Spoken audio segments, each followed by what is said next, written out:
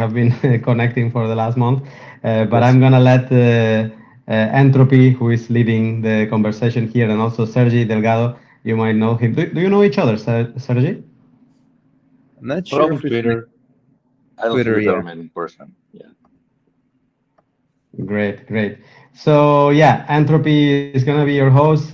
I'll be just another listener, a happy listener, and then Sergi is gonna be he has been already commenting without the reading of your book, and he has even some interesting points that he highlighted last 2 weeks ago when we had our first talk. So I'm sure it's gonna be a nice talk. So without anything more to say, I let you guys talk. Thank you, Jan, for joining again. Thanks for having me. Thank you, Luna, to make this possible, and thank you, Jan. Welcome. And I will make a official start to this. So, welcome you all to the second edition of the Prometheus Bitcoin Book Club. Today, I'm very happy to have two very special guests with us. So, Jan Pritzker, the author of Inventing Bitcoin himself, and Sergi Delgado, a Bitcoin developer who's currently working at Chaincoin Labs. Guys, welcome and thank you really much for joining us today. Awesome. Thanks for having us. Thank you for having So us. nice.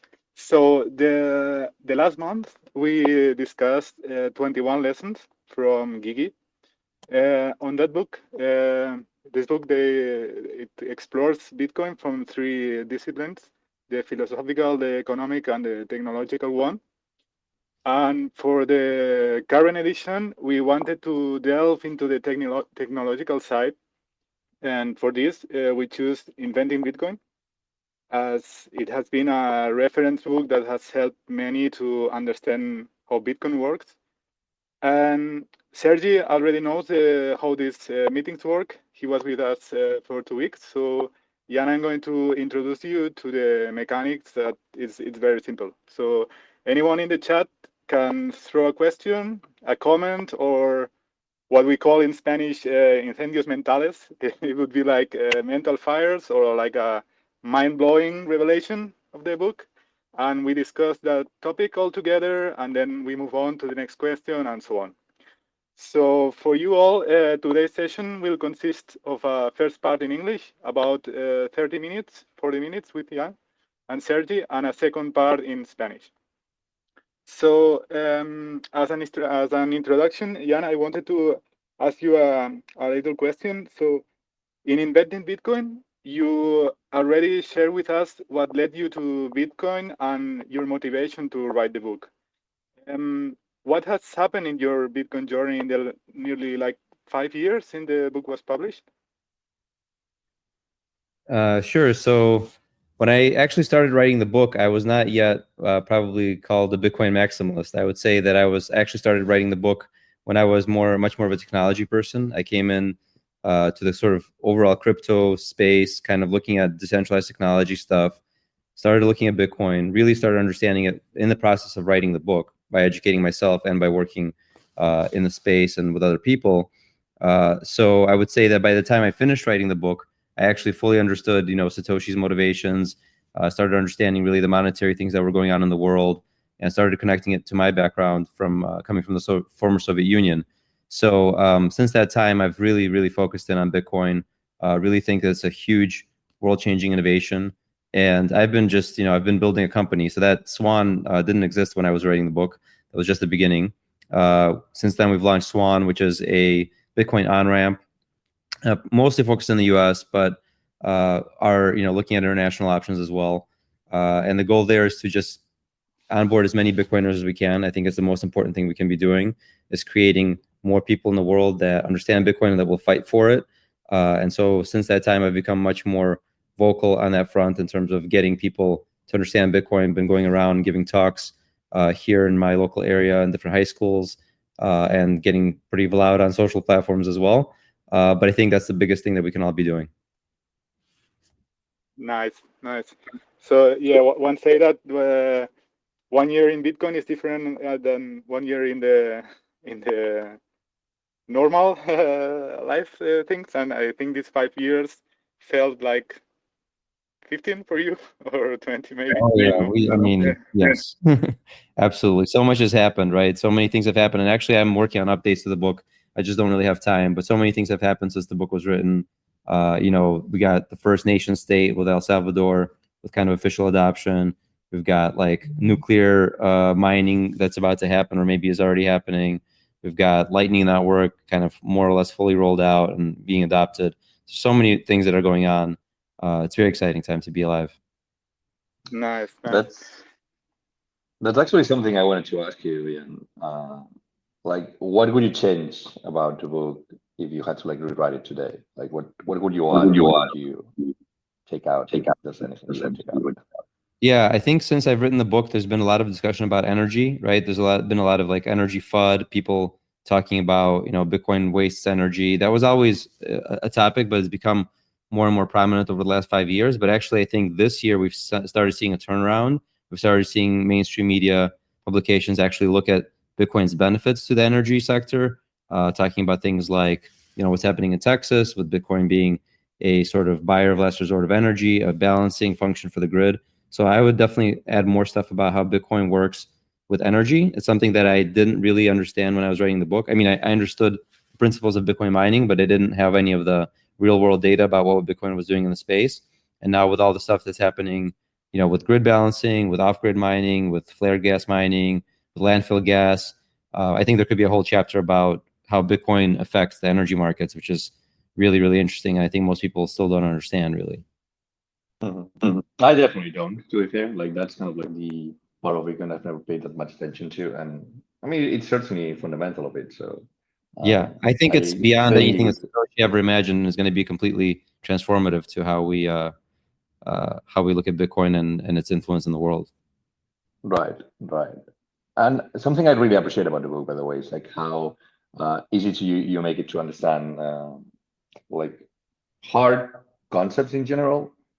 So adding something like how like energy effect or how energy is managed to like mine Bitcoin, and like making people understand like how that works in like simple terms would, I think, benefit the industry. Yeah, absolutely, because there's actually a lot of layers to it, and I do think that's something that needs simplification for sort of the average person to grasp. Even people who are in industry, quote unquote, people in government, people in energy industry are just starting to become aware of what the potential is. Something else I wanted to ask you, by the way, like, are you also considering either adding Lightning or inventing Lightning? I don't think I'm going to write Inventing Lightning. I feel like I'm too far. Like I would be, LARP. Oops, sorry, I muted myself. I would be pretty much faking it. I know Lightning from a high level. I don't think I could do a good job explaining it at that level. But I think that a chapter on Lightning, or at least some attention to it, for sure would be warranted in a new edition. I do think a lot of things are happening still. It's still very young. One of the things I decided when I was writing the book, I didn't actually go deep on Lightning because at that time it was still very early. It was 2019 when I was writing the book. So I thought, let's have a time for it to develop. I felt comfortable writing about Bitcoin because, as we know, Bitcoin is immutable. So whatever you write about Bitcoin is going to be true forever, which is kind of awesome, right? Like you don't have to worry about updating. Oh, they changed the consensus rules. No, it's not possible. So I'm very comfortable talking about the consensus rules of Bitcoin. With Lightning, there's so much still in flux and so many different ways that it's being attacked. Innovations in how channels are open and splicing and dicing and all that stuff. I mean, it probably would be warranted to wait a few years to get things settled and then write a book explaining what's going on. I still don't think we've seen our final evolution of Lightning, and I'm not even convinced that Lightning is actually the final version of what people would be using for peer-to-peer transactions. Right? There's a world potentially where Lightning becomes an infrastructure play. So I want to see that play out, and I want to see what actually happens before I write it down in a book. I think it's worthy of discussion online, but once you put it into a book, you want the book to be like actually useful in the future. So you got to kind of wait a little. Yeah, it feels like any book online is going to be outdated in like no time. Yeah, but that's the funny thing is the books on Bitcoin are mostly not outdated, right? That's the thing, the interesting thing. Outside of the stuff that's happening in the markets, the fundamentals are not outdated, and I think that makes it really interesting to cover in a book.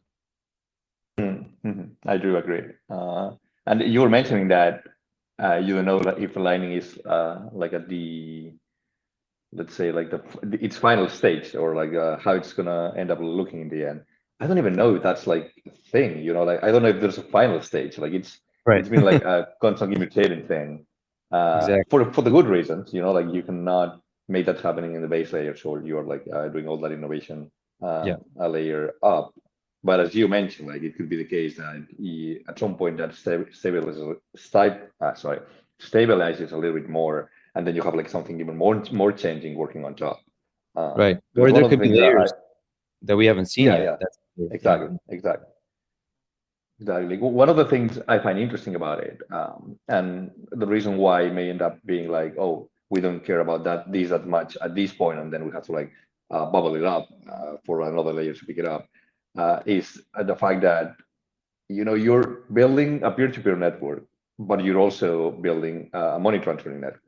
And don't quote me on the money transferring stuff, please. But like, you're like you have like two kinds of networks within one network, right? You have like the messaging part and so on and so forth, but you also have like the whole like channel stuff and like how all the money is moving like on top of that peer-to-peer network that you're building, and that's kind of like unique for that.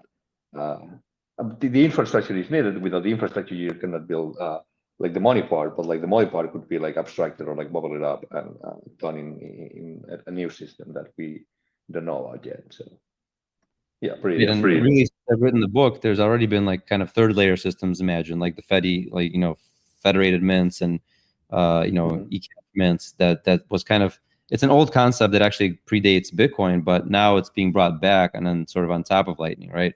So I think there's a lot of question marks around what does layer 1, 2, 3, 4, 5, 6, 7 look, because the internet has many layers, right? And we keep seeing new things emerge on the internet that we could not have thought about 20 years ago or 30 years ago when it was emerging, and when we had really, you know, low network speeds. And like, imagine, you know, streaming video, and now not just streaming video, we have streaming like, you know, AI avatars, right? So it's like a totally different way of doing video. So I think there's so many different ways that Bitcoin will evolve because of these other layers that can be built, that it's very hard to imagine, you know, even sort of looking back and understanding internet history, it's hard to parallel it to Bitcoin history because there's new innovations happening.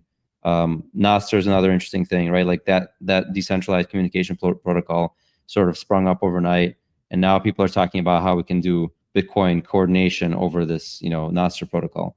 So there's so many interweave technologies that will play in ways that we don't understand yet. That it makes it hard to write about, and you kind of just have to wait and see what happens. Yeah, absolutely.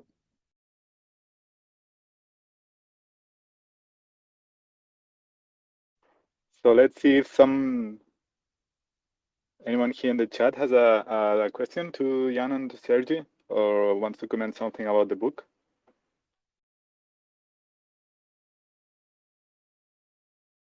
I think we're gonna have like the additional friction of people normally are shy, and they may be like even shyer in English, to be fair, but let's try to make it happen. Yeah, you can ask in Spanish, it can get translated. I also understand Spanish to like 60 or 70%, so. Yes, totally. So, si queréis preguntar en español, podéis preguntar tranquilamente y nosotros se lo traducimos a Jan. O sea, no hay problema. Gracias.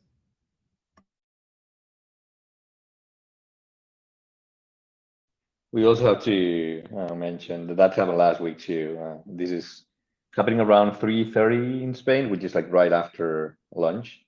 You know, like funny Spanish timetable for Siesta time? eating. Oh yeah, I mean sure. And last time we had like the same stuff. People like joined a little bit later too. Cool. It's cool. We can just chat. Yeah. Yes, I have a question I can throw. Is Satoshi had one member of the club. He left a quote on the chat, and he asked us to say it now. And it's a quote from the chapter 9, when you, Jan, explained the importance of Bitcoin being highly decentralized. And the quote goes like this. It says, any existing competitor can either move fast and be centralized, or move slowly and never catch up with Bitcoin. right? And I was thinking with this quote before our meeting, and I think it relates closely to this idea that that absolute digital scarcity cannot invent it twice. And I was asking to myself, do you think that that Bitcoin has reached this kind of event horizon level where every competitor is doomed to fail, so to speak? Yeah, I mean, I think so. It's it was really funny, right? Because and I talked about this. Bitcoin took like 10 years to become what it is today, right? And in that time was basically had free reign. Like it was going slow and developing, and we got the infrastructure, and we got people mining on CPUs, and then they were mining on GPUs, and they were mining on ASICs, and things got distributed, and the chip factories were built, and like the mining was distributed, the development was distributed, everything went kind of really nice and slow, right? And then all of a sudden you have this like explosion of altcoins, shitcoins, whatever you want to call them, and everybody's trying to compete on some property of Bitcoin that they don't quite understand what they're competing against, right? So people are like, okay, Bitcoin is slow, so I'm going to make a faster version, and let's call it Litecoin, right? Let's make the block time faster, and now we have a faster Bitcoin. But we've seen in the market that these things have sort of, against Bitcoin have gone down, and the only legitimate, not legitimate, the only thing that you could probably even call a competitor to Bitcoin was Ethereum because of just the market cap and the amount of attention it got, right? And it was the only other thing that was like constantly in number 2 place for a long time. And then they went to proof of stake. So they basically just decided like, oh, we're not even going to try to compete, which is great because now they've just proven to everybody, that the core part of this is actually the proof of work piece. Because when they went to proof of stake, they actually started going down against Bitcoin in Bitcoin terms, right? Which is really funny because they were all claiming, oh, we're going to be ultrasound money, we're going to be deflationary, this and this and that. But of course, the main problem that they're not solving is immutability because their monetary policy changes all the time. And it just takes like a couple of people to say, oh, we're going to just do this. And then they all hard fork, right? So I think that entire journey of like Ethereum becoming very, very prominent and very big and substantial, in market cap relative to Bitcoin, and then sort of shooting itself in the foot. Now there's even less of any sort of catch up that could be played. But fundamentally, even if it stayed in proof of work, I think fundamentally you have the problem of network effects. Bitcoin already is the most liquid market. So if you're looking to move a lot of money, if you are looking to, hold that money for a long time and maybe have certainty in the future that you can spend it, that you can sell it to somebody else, you can send it to somebody else, there's always one thing that is the most certain, right? It's just kind of like the natural order of things, right? If you have to, it's value. You can't have both. You can't, with the same money, hold value in Ethereum and Bitcoin. You have to choose one, right? So you're going to make that trade-off. So if you are somebody who thinks long-term and thinks, okay, this is money I'm going to spend in the future, you have to plan for uncertainty. And one of these systems has ultimate certainty, has a monetary policy that never changes. It's been around for 10 plus years, and this I'm talking about like historically, at which point Ethereum already came on around. Bitcoin was around for what? So 2008 to 2016 or so. So already 8 years ahead of Ethereum, right? So you've already got the system that's got a ton of momentum in terms of certainty, and then you have this other system that comes along and it shows that it's completely uncertain. It changes all of the time. It like moves fast and breaks things, as I said, right? And so the people who are making decisions about their future, monetary decisions, where are they going to store their value? They're going to store their value in the thing that is the most certain thing. So that naturally creates this like liquidity snowball on Bitcoin, and we're seeing it all the time, right? It just keeps snowballing and keeps growing liquidity. And then people have to ask, where should I park? I have $1 billion. I'm Michael Saylor. I have $1 billion. I want to park of value. Am I going to choose the most certain thing, or should I bet on the second best? And like he says, there is no second best, right? Because there's only one thing that can be possibly certain. So that's just how monetary networks work. And because of this, there is no capability for anything to catch up to Bitcoin, because the fundamental problem that Bitcoin solved is certainty. It's immutability. It's hardness. That hardness of money, you can't be any more hard than Bitcoin because it's already perfectly scarce. So you can't compete on that axis. So the only axis you can compete on are all these other peripheral things. Like we can make it faster, we can have it more, make more features, we can build a Turing complete scripting system on it. Whatever you can invent are all peripheral properties that don't actually matter. What matters is where will people choose to park their value for the long term. And that is the only thing that can possibly create money, because certainty creates that snowball effect that creates monetization. And this all stuff comes from Menger. So if you guys don't know Carl Menger, old school economist, 1871, he wrote Principles of Economics. I've got a tweet that I put out in 2019 where he talks about why Bitcoin will win in 1871, right? He explains how a commodity can become money simply by people choosing the most saleable, the most liquid, the most recognizable form of value that stores value the best. And that's exactly what we're seeing. So it's impossible for anything to catch up to that. I'd like to add on that, if you don't mind. I think that those like peripheral properties that you were talking about, if you try to focus on that instead of like focusing on what actually matters, that's a completely rigged game. Like, if you try to like make things faster, there's someone gonna come around and be like less secure and make it even faster than you. If you try to like make it cheaper, someone's gonna come around and be like, I mean, if the only thing that you can value your system for is like, oh, I'm cheaper than X, then like Y is gonna come around and it's gonna be like, oh, I'm cheaper than you, and then someone's gonna come around and be like, oh, my fees are even cheaper than yours. That's a zero sum game. Like it doesn't make sense. Like you cannot advertise your system as just being like, I'm cheaper than, Yes. or I'm faster than, because I mean, that you're not going to be able to like be faster than a certain throughput limit. But if you try to like get as close as you can to that, like sacrificing security in the way, and you don't care about that, someone is going to care even less about that. And it's like, oh yeah, I'm even faster than them. And who in the right mind would like to use a system like that? And who in the right mind would like to like put money in a system like that when you have like no certainty that that's going to survive? I mean, the life of that system is going to be as long as someone else is like coming around and being like, I'm just like the new iteration of that completely rigged. And we saw this play out in the market. Like if you look at, I think this happened about 2 years ago, Ethereum fees started spiking and Binance Chain came out, and Binance Chain said, just move your smart contracts to Binance Chain, it's cheaper. And so people did, right? People were shutting down their Ethereum services. They were moving to Binance Chain because it's cheaper. And of course it's cheaper because it's more centralized. So like to your point, the more centralized you make something, I mean, I can make you a really cheap service. If I just run like one giant server in AWS, it'll be like a really fast blockchain. I promise you, it'll be super fast, super scalable, right? And if that's what you need, great. I mean, enjoy, right? You can spin up your own private Ethereum network in AWS today. They even have it like as a service. So you can have fun with that. And if you feel like you need some sort of distributed database, great, that's fine. But I think what people are mixing is that, and this is not like malicious. I think there's a lot of scams going on, but there's also a lot of people who just don't understand because they come from a tech background. And I was the same person, right? And in 2016, when I first saw Ethereum, I said, wow, you can build a bank in 100 lines of code. I mean, that's revolutionary, right?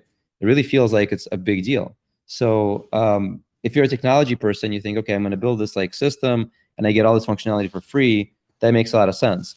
But then you realize that the functionality you're building has to do with money, right? And that you're supposed to use this like token as money.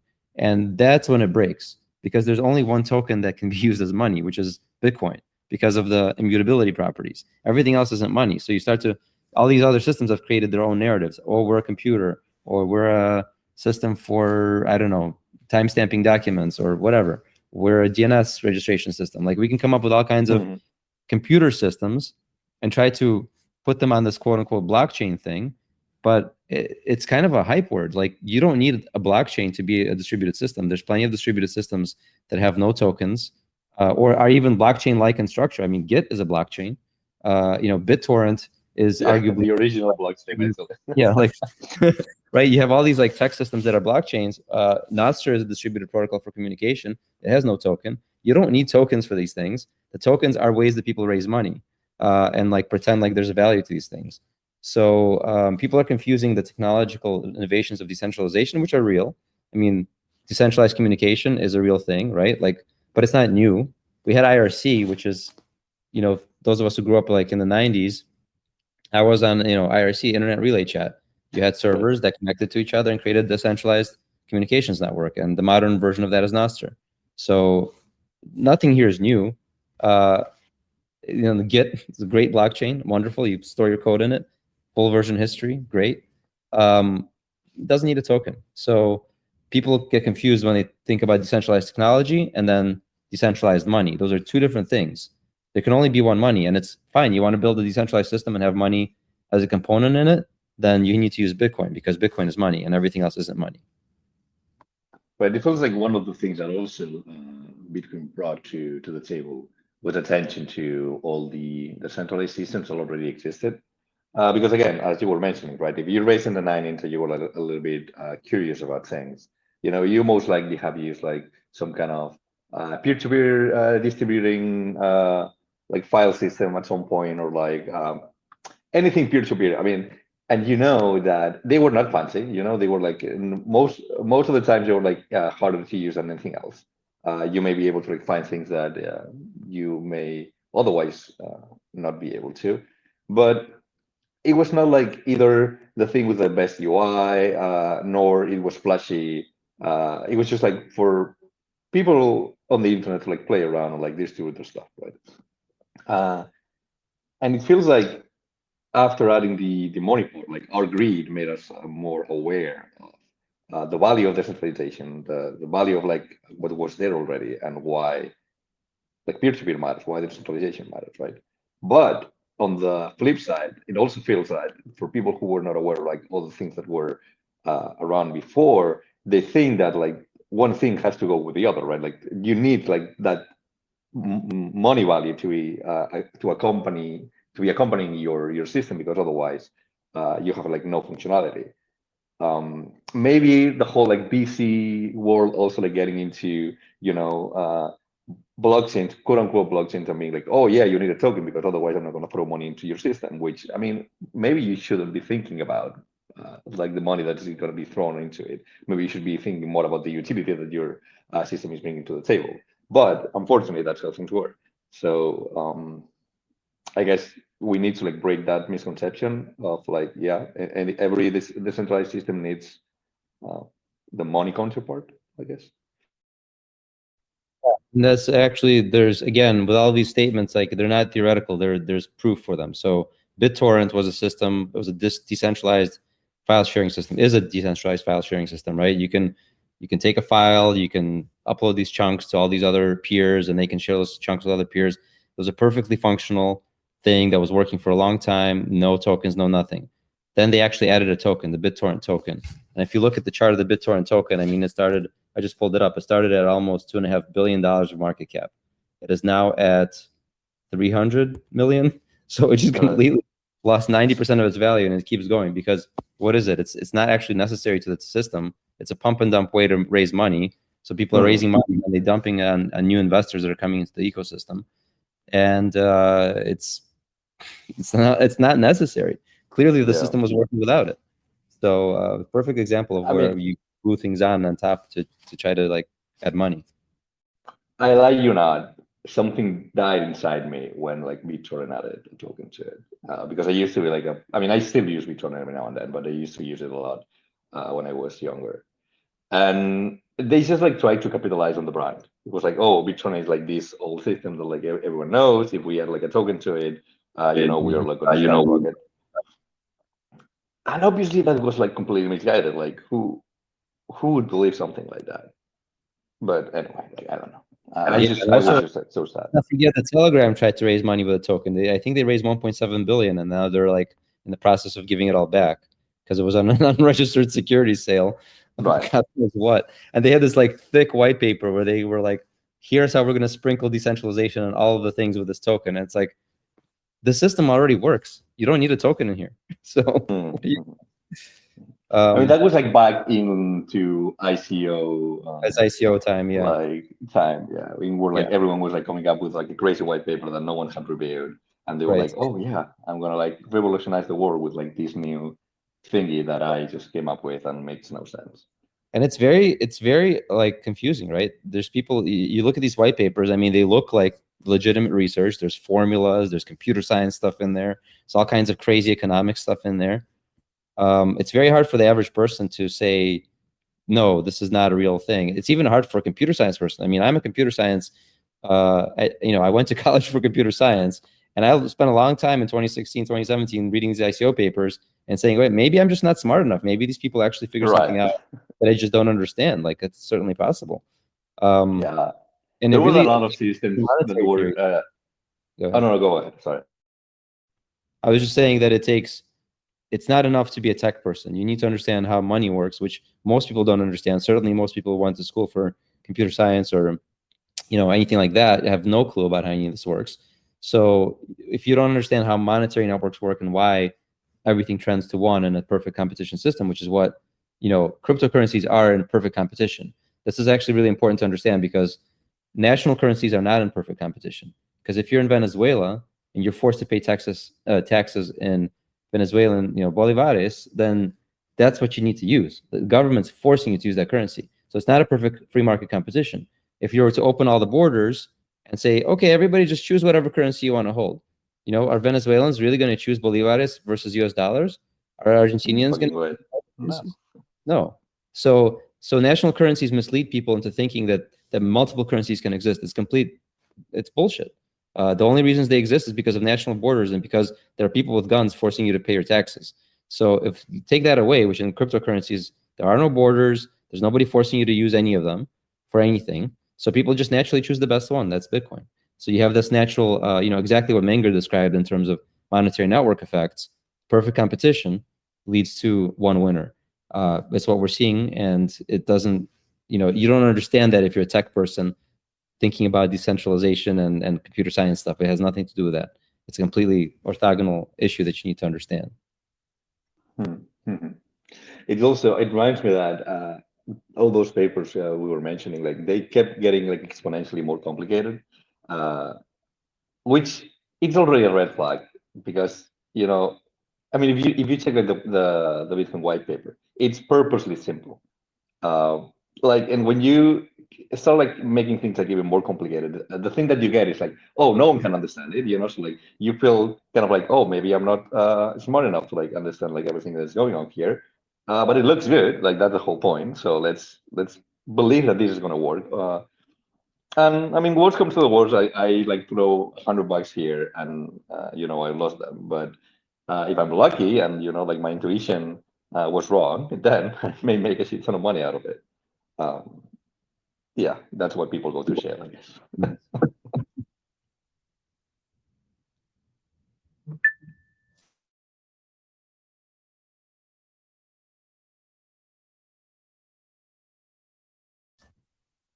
Yeah, and I think with every new cycle, there's a new hype cycle. I mean, right now Bitcoin's pumping, so almost certainly we're going to see the birth of some new variety of altcoin that we haven't seen before. It'll be promising something very exciting. I bet it'll have something to do with AI because that's the new hot thing. So, I'm sure we're going to see some like AI coins, and people will fall for it again, right? Because it's always, there's a hype, there's marketing, there's a lot of money raised.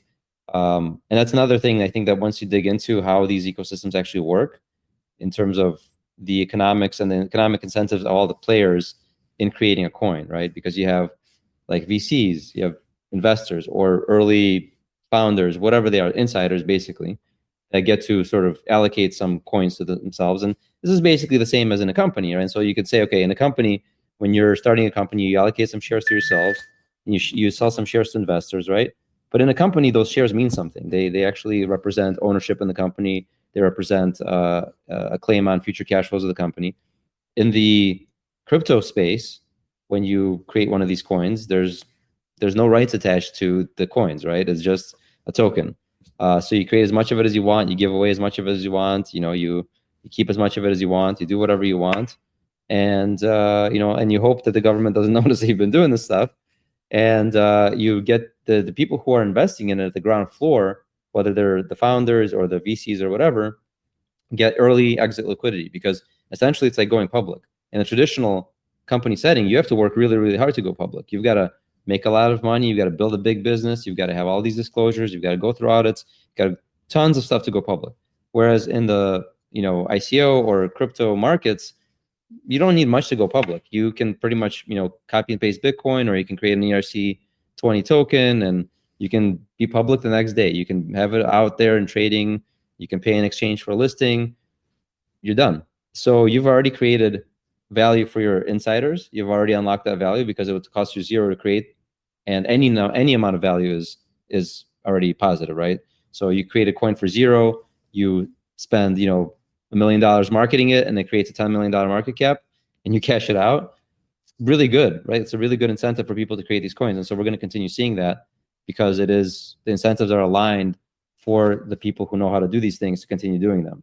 Whereas the incentives for the people on the other side who are like seeing these coins and trying to understand what the difference is between that and Bitcoin and other things is, it's a really high bar to really get through all the stack of like monetary theory and understanding how the capital is formed for these projects, and understanding how they trade, understanding why they can't be money, how they compete against Bitcoin or not. Like, that's a huge bar. So for most people, they're at a huge disadvantage compared to the insiders. So they're buying this stuff over here. These guys are getting rich. These guys are getting poor, and it's a bad situation. So I think it's really important for people to understand Bitcoin and what the actual value proposition is. It's not about creating some hype thing. It's like, it's a functioning money in many places all over the world. You guys who are in Latin America probably know this better than we do in America, because here in the US, we don't have a lot of Bitcoin usage. We have a lot of Bitcoin adoption in terms of like savings or even speculation. Many people here, buy Bitcoin. They don't even understand it, but they buy it. But I think in other places where, like, if your currency is actually failing and this is the only thing that works, you know that it's a real thing. You know that it's a thing that actually helps. So I think the more that happens, the more we see these real stories, the more people get educated about Bitcoin as money. Everything else is noise. I mean, it really is. So even as a tech person, it like kind of hurts me to say that, but the tech stuff comes second. The monetary layer has to work. And then everything else you want to sprinkle fun stuff on top, great. Do it in a different layer. All computer systems are built in layers. That's totally normal. If you know anything about computer system architecture, you know that there's trade-offs at every layer. The most important thing is that the base layer of Bitcoin doesn't make the trade-off of being immutable. It has to be immutable. So if you've got that, if you've got something that's really solid built on top of, then we can take a long time, decades, centuries, building stuff on top of this rock solid foundation. Whereas if you're kind of like these blockchain systems where every month you're changing your whole system and you're hard forking, and because you're experimenting, well, that's you're experimenting with the fundamental property that can't be broken. So you're already at a disadvantage.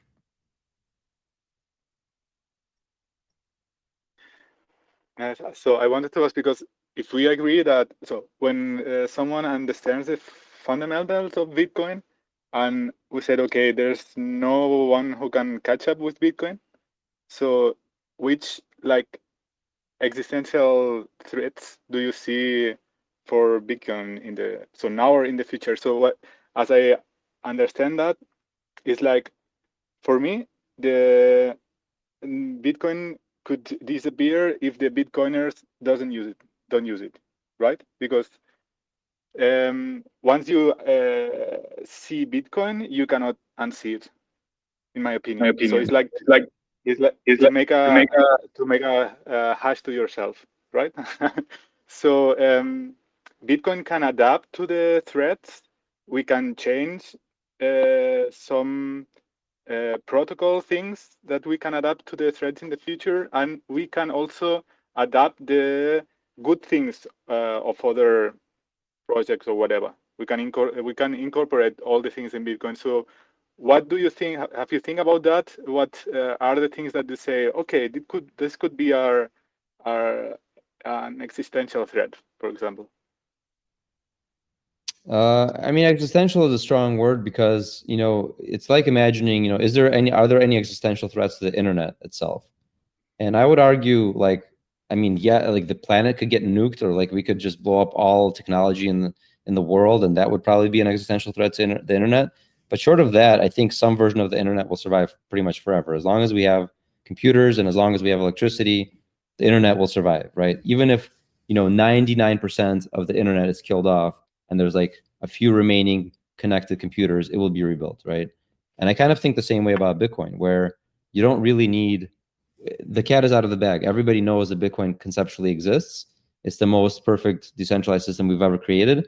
And even if 90% of the network was somehow shut down, like let's just say, you know, all the governments of the world banded together and they all went after their miners, for example, like every public miner would be dead. Anything with a big footprint would be, you know, taken care of, let's say. Like, let's say there was this huge monumental effort to shut everything down. There would still be this kind of cockroach, you know, decentralized cockroach mentality, right? There would still be somebody somewhere on a solar panel in the middle of the desert, or on a waterfall in the middle of some river, or, you know, has dug a small oil well and is mining on flared gas. Like, there's all these decentralized ways to mine that are extremely difficult to shut down. So there's no way to really fundamentally kill the mining network. You could make it so that it's not super, like the hash rate is fairly low if you were to kill off most of the hash rate. But yeah, the system would become less safe, right? Like, I probably wouldn't want to transact $1 billion in a system that didn't have a lot of network security behind it and a lot of proof of work.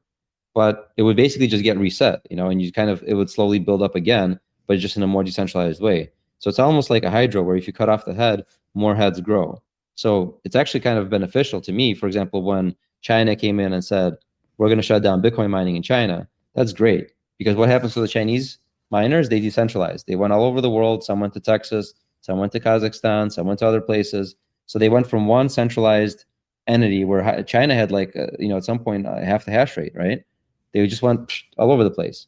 And now America has a huge portion of the hash rate. If America comes out and says, oh, we don't like Bitcoin anymore, let's shut down all the miners, that's awesome. I love that, because they're forcing decentralization. So now in every little place in the world where there's some capacity to mine, people are going to mine.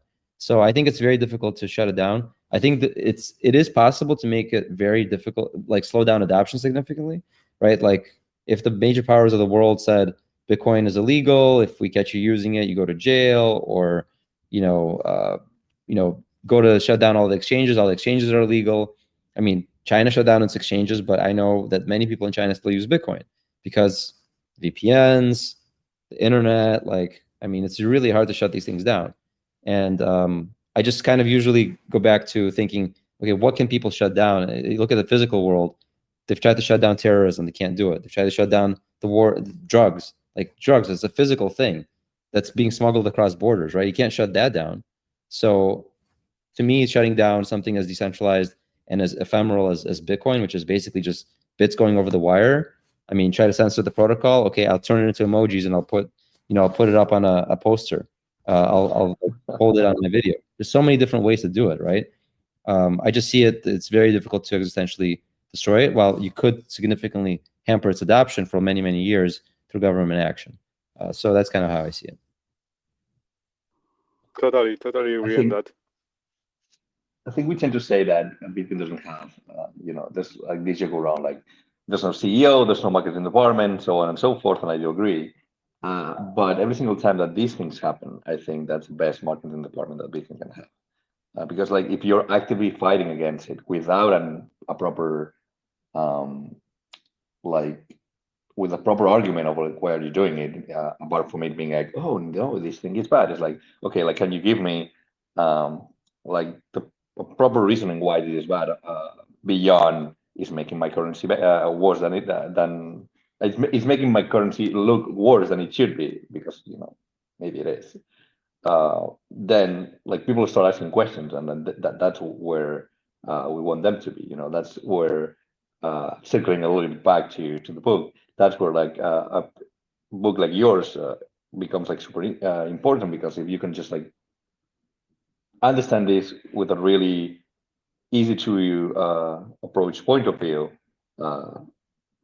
asking those questions becomes super important. Kind of building on what you just said, the marketing component to attacks on Bitcoin, this is kind of like the anti-fragility of Bitcoin, because Bitcoin's entire value proposition is that it can't be stopped. So every time that somebody tries to stop it and fails, it actually increases its value proposition, right?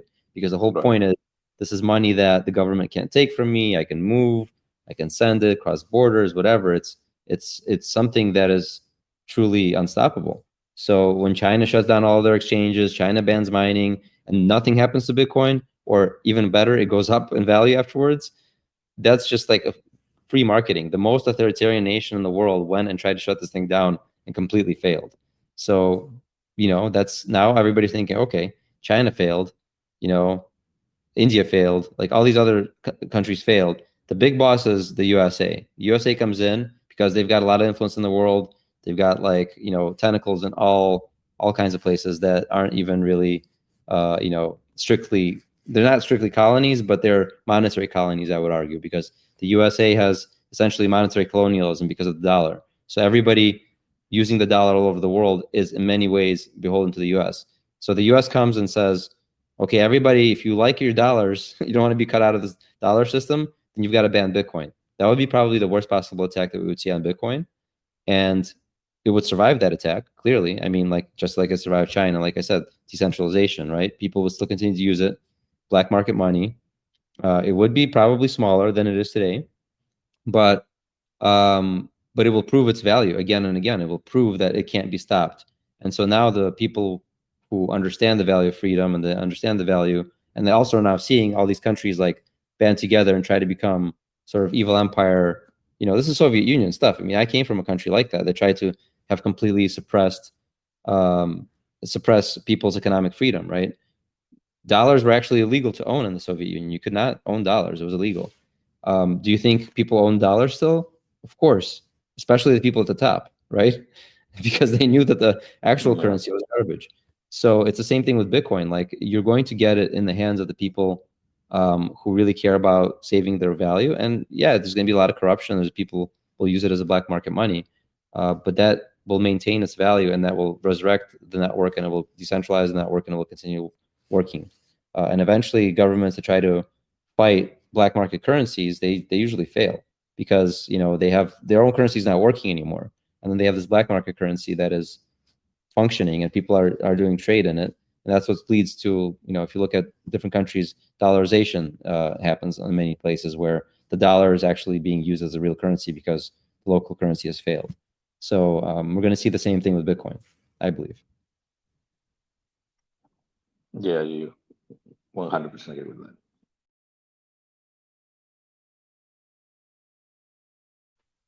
So if someone has something to say, this is the moment, but we are approaching to the 1 hour of conversation. So I wanted to ask you guys a more personal question before we close.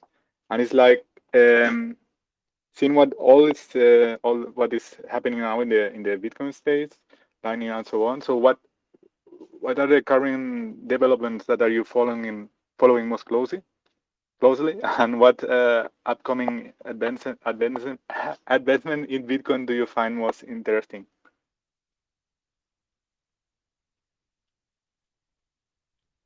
You want to? Yeah. Sure. Yeah. For me, actually, I mentioned this earlier in the hour, but for me, I'm really following Nostr closely. I'm not active on Nostr, but I do follow it very closely in terms of the developments. Actually, one of our former Swan guys, Pablo, is a huge active Nostr developer and started an incubator to build more Nostr startups. I think that's a really interesting thing. It's not exactly Bitcoin, but I think Francis from Bull Bitcoin recently tweeted this, which I completely agree with, that the interesting part about Nostr is as a coordination layer, because it's a decentralized communications layer. So it can act as a coordinator for something like, for example, multi-sig setups. Like, let's say you wanted to create a wallet with people all over the world. Well, now you can do that because you've got this Nostr protocol, and you can basically say, here's my Bitcoin transaction, partially sign it and send it over Nostr to somebody else, and they can kind of coordinate that signing mechanism, which is super interesting. And it's given us a really nice partner for Bitcoin, the decentralized monetary network, with a Nostr decentralized communications network. And I think we're going to see a lot of innovation come from figuring out how to leverage those two things together. Probably things we haven't even thought of, but lots of things. I mean, they're building they're building decentralized marketplaces and, like decentralized wallet coordination and all kinds of stuff like that. And so now when you have this like peer-to-peer money with a peer-to-peer communications network, you really have the two pieces that are required for freedom of, freedom of information is actually freedom of speech and freedom of monetary value transaction. Because if you're silenced here, the value component of speech is really, really important. You have to be able to signal to the market what you're interested in. So the more people try to censor, the more it's really important for us to build these like censorship-resistant networks for transmitting information. And now we have the value component, so we can make that information even more powerful, because we can actually coordinate people. We can create decentralized companies where people are paying each other, over these decentralized networks. So for me, that's the thing to watch and see how that evolves. I think it's really, really interesting.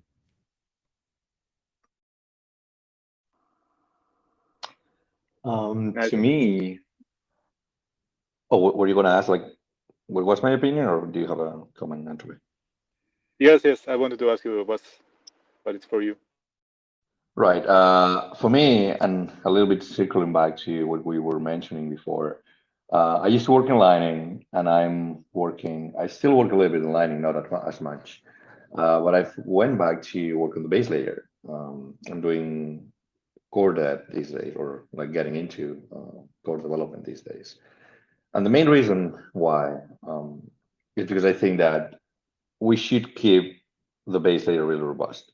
That's what we're like talking about with Jean before, because that's where like everything builds on top of. Like that's our foundations of the whole thing, that it's gonna end up like being built on top, right? So these days, what I'm like super excited about, like something that's going to be released real soon, and the upcoming 026, is the implementation of bit 324, which is encrypted communication between nodes. That's something that we haven't had ever. We haven't ever had, and it's been like talked for years. So now you'll be able to like connect between nodes using proper encryption. Is the first time that Bitcoin is going to have encryption. So like all the people who say like, oh, Bitcoin is encryption, now they may be right to a certain extent, even though they were wrong before. It's just kind of like an inner joke, because like people tend to say like, oh, Bitcoin is encryption, and something is like, no, Bitcoin doesn't have like any kind of encryption. But apart from that, one thing that I think is really important, and it has been I don't know how to say it in English. There's been like work on this for years, and it's still like not there. It's packet relay, which is really important for Lightning. So one of the issues that we have right now with Lightning are the edge cases with mempool transactions, and like how you are able to bump fees in the case of needing to like close a channel in certain non-optimal conditions. If you've been like following the latest development on the mailing list, there was like a CVE disclosed a couple of weeks ago, talking a little bit about this. And it all boils down to the same thing, which is that the mempool was designed in a timing where offline transactions were not a thing.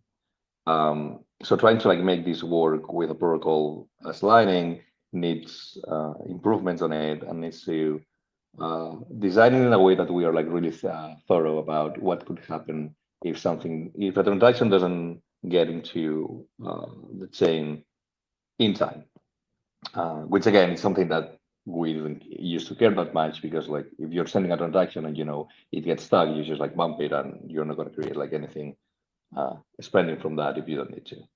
But anyway, I think that's something that has had some work being done during the last 2-3 years, and we're getting closer to have like something better than what we have now. But the improvements of the mempool are something I'm really looking forward, and I think would make anything building on top of Bitcoin, as in Lightning in this case, way more robust than it is right now.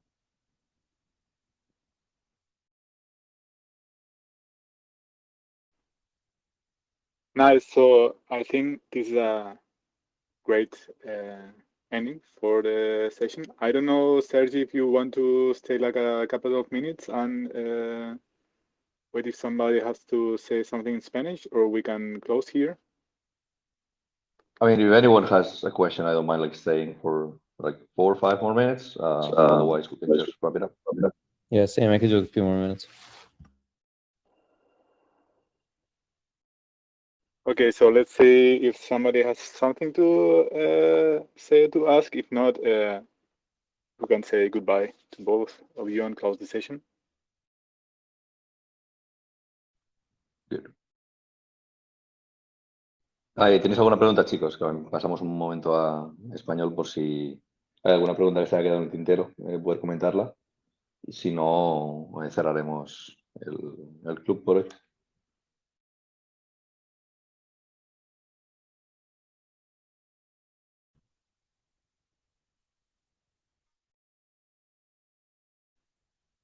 It seems that we haven't overcome shyness today.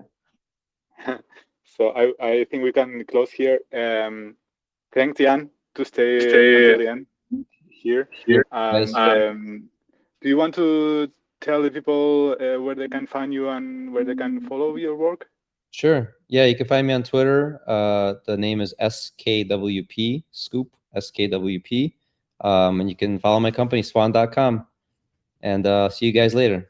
Gracias a todos. Hasta luego. Muchas gracias. Thank you. And you, Sergi, you was the last time also with us. Do you want to tell the people where they can follow you? Mira, podemos pasar a español realmente porque ya justo salió. Sí, aunque no soy tan activo en redes sociales últimamente, el handle en Twitter es no sé hablar ya. El handle en Twitter es sr_gi. Estoy en Telegram, como podéis ver. Si tenéis alguna pregunta sobre temas técnicos y demás, me podéis contactar. No sé, eso viene a ser. Muchas gracias por prestarte hasta este mes de Club de Lectura y por estar las 2 sesiones aquí, por la sesión que nos habéis regalado hoy, también con Jan. Y nada, nos vemos en el ciberespacio. Te esperamos alguna vez, quizá en otra sesión del Club de Lectura. Por supuesto, muchas gracias por tenerme. Ha sido realmente interesante. Hoy ha sido un poco más on the shy side, let's say, porque la gente no ha participado tanto, pero creo que ha sido una discusión interesante con Jan. Y totalmente, si hay algún otro libro en el que me pueda unir, aunque sea como espectador, 100%.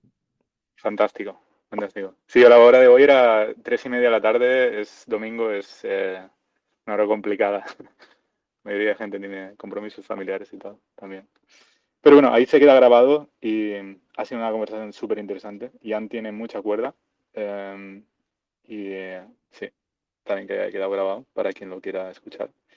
Así que nada, chicos, nos vemos en la próxima edición que va a ser Layered Money, o sea, del oro a Bitcoin de Nick Bhatia. Y nos vemos en 2 semanas. Chao a todos. Hasta la próxima. Chao, un abrazo.